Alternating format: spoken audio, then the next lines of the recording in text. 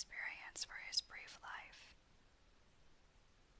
His Majesty the Scarecrow was dressed in a suit of faded blue clothes, and his head was merely a small sack stuffed with straw, upon which eyes, ears, a nose, and a mouth had been rudely painted to represent a face.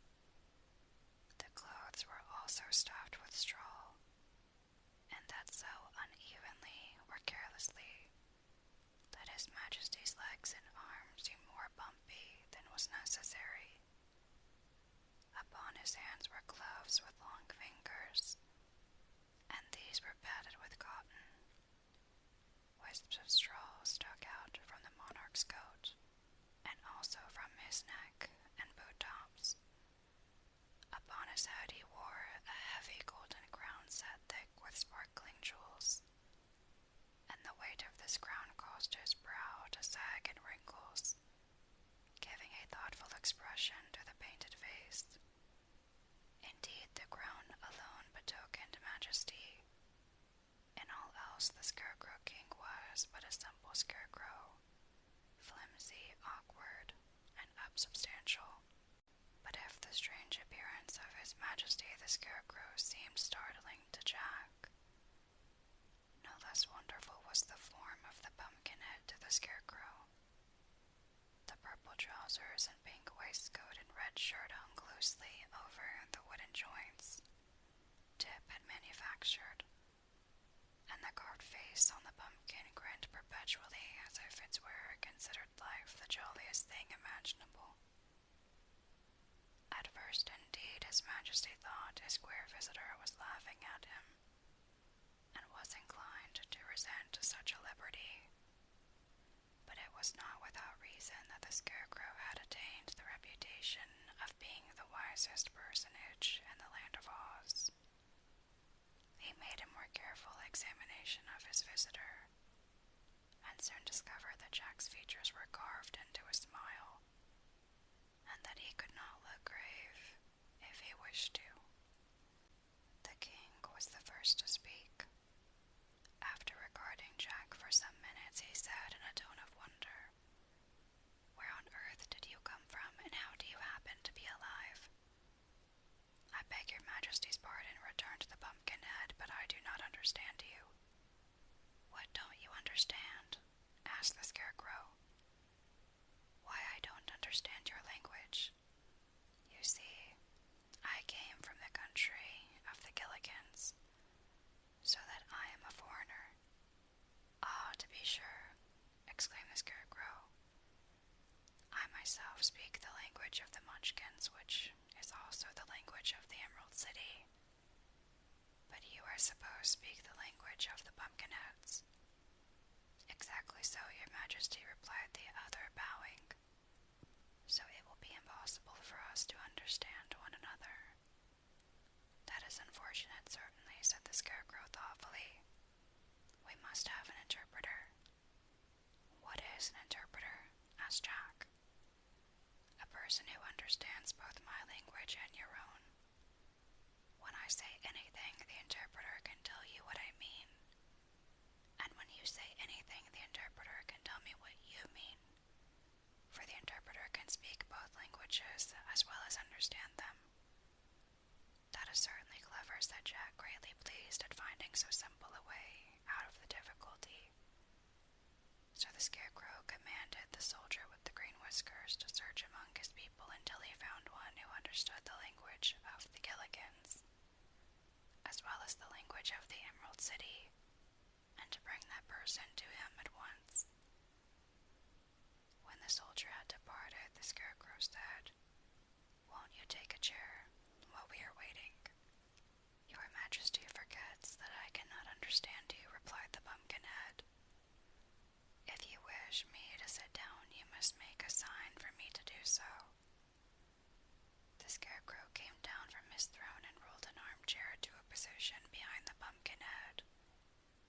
Then he gave Jack a sudden push that sent him sprawling upon the cushions in so awkward a fashion that he doubled up like a jackknife and had hard work to untangle himself. "Did you understand that sign?" asked His Majesty politely.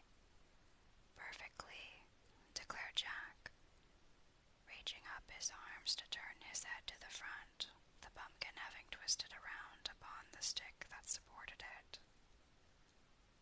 You seem hastily made, remarked the Scarecrow, watching Jack's efforts to straighten himself. Not more so than your Majesty, was the frank reply. There is this difference between us, said the Scarecrow, that whereas I will bend but not break, you will break but not bend. At this moment the soldier returned, leading a young girl by the hand. She seemed very sweet and modest, having a pretty face and beautiful green eyes and hair. A dainty green silk skirt reached to her knees, showing silk stockings embroidered with pea pods, and green satin slippers with bunches of lettuce for decorations instead of bows or buckles. Upon her silken waist clover leaves were embroidered, and she wore a jaunty little jacket trimmed with sparkling emeralds of a uniform size. Why, it's little Jellia Jam, exclaimed the Scarecrow, as the Green Maiden bowed her pretty head before him. Do you understand the language of the Gilligans, my dear? Yes, your Majesty, she answered, for I was born in the North Country. Then you shall be our interpreter, said the Scarecrow, and explain to this pumpkinhead all that I say, and also explain to me all that he says. Is this arrangement satisfactory? He asked, turning toward his guest. Very satisfactory indeed, was the reply. Then ask him to begin with, resumed the Scarecrow, turning to Jellia. What brought him to the Emerald City? But instead of this, the girl, who had been staring at Jack, said to him, You are certainly a wonderful creature. Who made you? A boy named Tip, answered Jack. What does he say? Inquired the Scarecrow. My ears must have deceived me. What did he say? He says that your Majesty's brains seem to have come loose, replied the girl demurely. The Scarecrow moved uneasily upon his throne, and felt of his head with his left hand. What a fine thing it is to understand two different languages, he said, with a perplexed sigh. Ask him, my dear, if he has any objection to being put in jail for insulting the ruler of the Emerald City. I didn't insult you, protested Jack indignantly. Tut-tut, cautioned the Scarecrow. Wait until Jellia translates my speech. What have we got an interpreter for, if you break out in this rash way?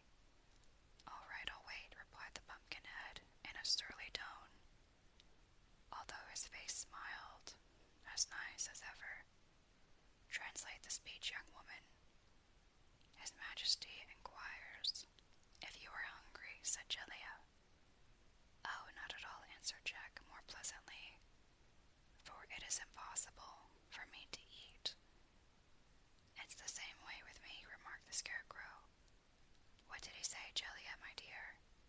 He asked if you were aware that one of your eyes is painted larger than the other, said the girl mischievously. Don't you believe her, your Majesty, cried Jack. Oh, I don't, answered the Scarecrow calmly. Then casting a sharp look at the girl, he asked, Are you quite certain you understand the languages of both the Gilligans and the Munchkins? Quite certain, your Majesty, said Jellia Jam, trying hard not to laugh in the face of royalty. Then how is it that I seem to understand them myself? Inquired the Scarecrow. Because they are one and the same, declared the girl, now laughing merrily. Does not your Majesty know that in all the land of Oz but one language is spoken? Is it indeed so? Cried the Scarecrow, much relieved to hear this. Then I might easily have been my own interpreter. It was all my fault, your Majesty, said Jack, looking rather foolish. I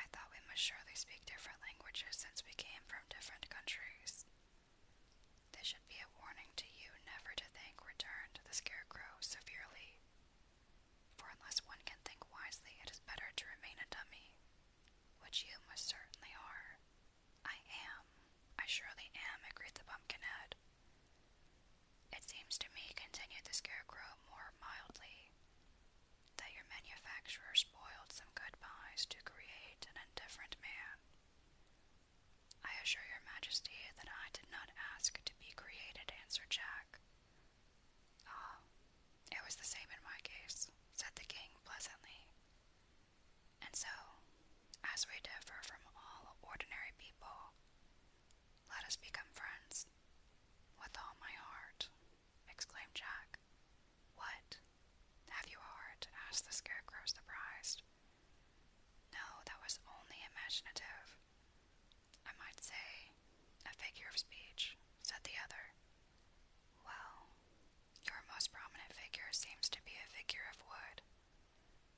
So I must beg you to restrain an imagination which, having no brains, you have no right to exercise, suggested the Scarecrow warningly.